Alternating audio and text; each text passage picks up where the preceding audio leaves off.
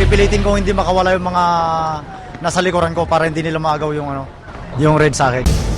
Sa pagpapatuloy ng LBC Ronda Pilipinas Stage 5, ito po ang kauna-unahan nilang pagbagtas dito sa Luzon Island from Mindanao. This is historical indeed because itong LBC Ronda Pilipinas inaugural race ang isa sa pinaka-historical din kasi ito po ang kauna-unahang nagkaroon po ng pag-i-stage from Zamboanga City up to the scheduled race dito sa Apari, Cagayan. Isa na yata sa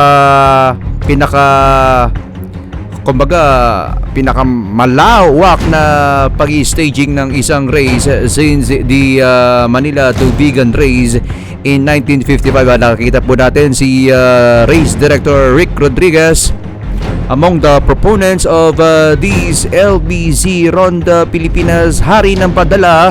And now transitioning to We Like to Move It. And another purpose of LBC Ronda Pilipinas is to promote the beauty of the Philippines. At kitang-kita po natin, maligayang-maligaya pong ito. At kahit papaano po, they just turned the corner after some trials and typhoons they experienced way back dito when they were in Mindanao and Visayas Island.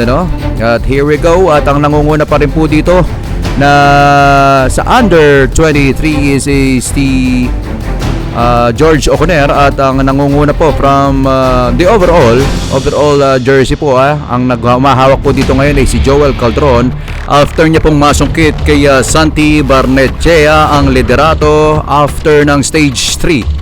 By the way, sa stage 1 nga pala ang nakaunang nakakopo dyan ng stage historically itong si Ronald Gorantes nung stage 1, at doon na po nagsimula si Joel Calderon para panimulaan ang liderato dito sa inaugural race ng LBC Ronda Pilipinas, at followed by Chris Oben on stage 2, at kinuha naman po ni Santi Barnechea ang liderato. Ito, rumaragasa po ang lead back ngayon on the way to Tagaytay City, Philippines. This is stage 5. Ito po ang kauna-unahang stage dito sa Luzon. Madulas talaga, madulas yung daan. At according dito kay Irish Valenzuela, hindi biro itong dinadaanan nila ngayon dahil napakadulas on the way to Tagaytay. Kaya lang ako, nakasabay ako siyempre dati idol ko lang sila. Idol ko sila lahat. Ngayon nakasabay na ako sa nila. Masaya ako dahil nangyayari sa akin. Yan po ang sambita ng anak ng dating Seoul at Barcelona Olympian na si Norberto Oconer. Yan po ang 19 years old na anak niya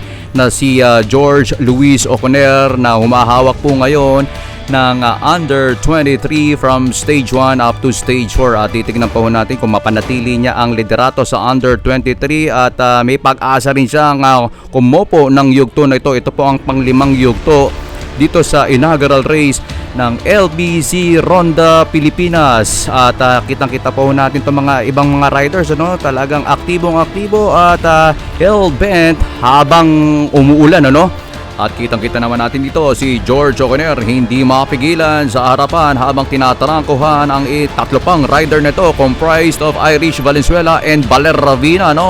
Isa sa mga pinaka-eksperyensado rin pagdating sa cycling ito. Nagkagirian na po mga kaibigan sa finish line. Meet to the finish mga kaibigan. Irish Valenzuela versus George Oconer, and George Oconer saves the day for his team. At kitang-kita na po natin ngayon nanguna po mga kaibigan sa yugto na to at sa kanyang liderato sa under 23 itong si George Oconer at pumangalawa nga lang to mas eksperyensadong itong si Irish Valenzuela, followed by Pangasinan Top Gun na si Baler Ravina, at nanguna pa rin of course sa liderato overall itong si Joel Calderon ng Gimba Nueva Ecija. At ito namang of course si George Oconer ay itinanghal na Best Rudy Project Young Rider para sa yugtuin ito. Hinawakan niya mula stage 1 hanggang stage 5.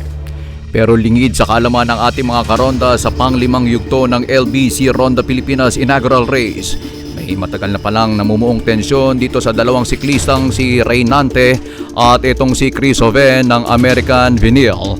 At bumaba na nga po mga kaibigan, itong si Chris Oven na 5'9 ang tangkad against dito kay Lloyd Lucien Reynante na 5'4. About 8 years po ang difference sila, no? At according to Chris Oven, talagang from stage 2 ay may iringan na sila. It's a psychological war, battle of nerves. Buti na lang po nandyan si 92 and 95 title holder na si Renato Dolosa, ang coach po ni Chris Oven dito sa LPGMA American Vinyl na ito.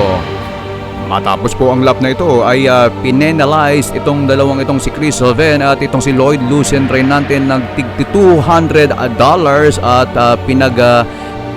pinagsulat ng public apology dito sa viewers at mga karonda natin dito sa LBC Ronda Pilipinas 2011 at binalaan na pag inulit pa nila ito ay sila po ay matototal ban dito sa biggest cycling race. Ronda Pilipinas 2020.